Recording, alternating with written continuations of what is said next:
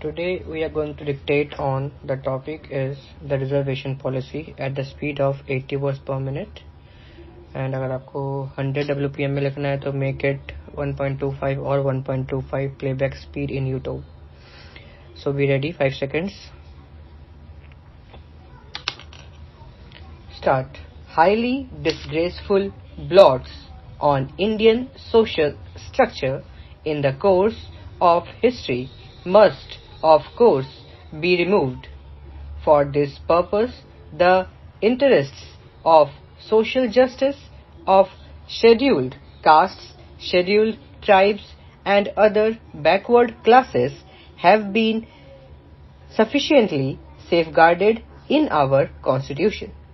Article 46 of the Constitution specifically mentions that the state shall promote educational and economic interests of SC, ST and weaker sections of the people. Before the recommendations of Mandal Commission were announced, there was already provision of 22.5% of reservation for SCs and STs in union and state governments services.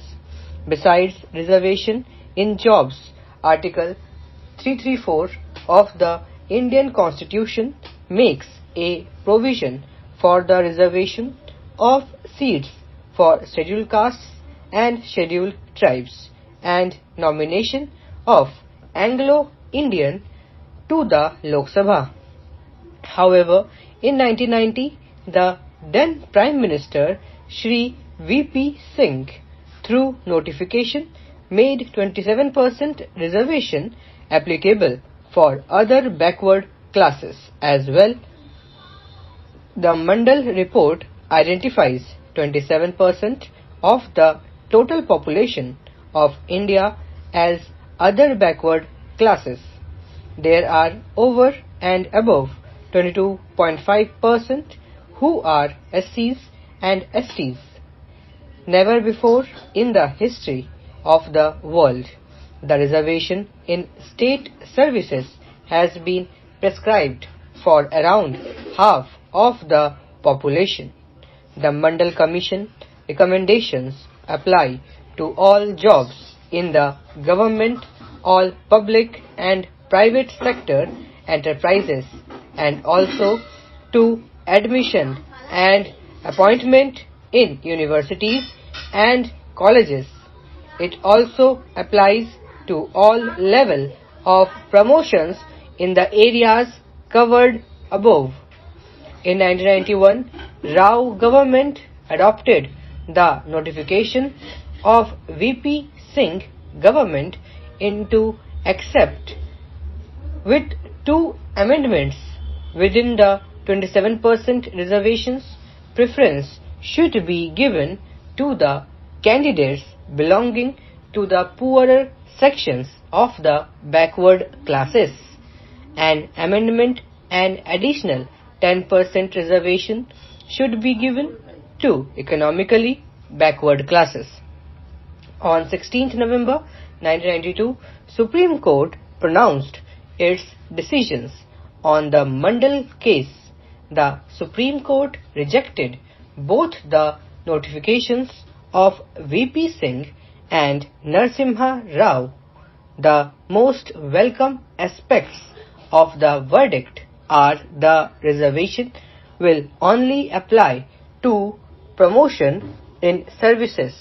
The quota system shall apply irrespective of fate, so that the backward sections among the non-Hindu communities can also avail the benefits of the reservation. The reservation should not exceed 50%. A family could avail itself of reservation only once. The Supreme Court laid down minimum qualification for taking advantage of reservation policy of the government by excluding creamy layer from the first list of beneficiaries. Originally, reservation to the Dalits was granted for 15 years, but it has managed to continue till now. A noble ideal has become an irreparable casualty in the hands of wily politicians. It has become very necessary to review the entire gamut of reservation policy, since the third generation in the single family has come to enjoy the fruit of the occupancy. A family should be restricted to one chance for availing the benefits of reservation policy. Let us make a beginning by excluding creamy layer among the Dalits. Now, reservation should be made applicable to only those that are economically backward, irrespective of caste and community. No religious or linguistic group can claim to be economically backward in entity. The review of the policy of reservation cannot be overlooked, because despite the reservation continuing for more than 60 years, the problem of social and economic inequality has deepened. The government recently announced that the government policy is clear and the reservations will continue. The solution lies somewhere else, not in reservation. Equal educational opportunities at school level would ensure the upward mobility of the socially and economically backward. That the new elite class among the Dalits is still enjoying the benefits of quota system is a matter of grave concern. Reservation is a worse form as it is today cannot be allowed to continue. If considered from national point of view, the politics of reservation has given rise to the divisive forces. It has not served the purpose which it was supposed to have served. As a matter of fact, the weaker sections should denote that class of people who are economically poor, but no such protection is available to the poor sections of higher classes. Poverty is not endemic to a particular class.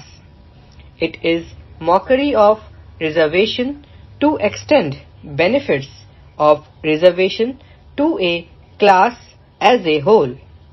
Many states have exceeded the limit of 50% fixed by the Supreme Court.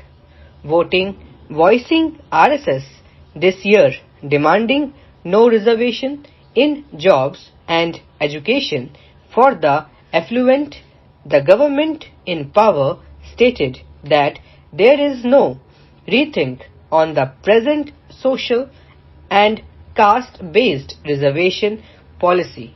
It is rightly said that our politics has been marginalized and the interest of the poor forgotten.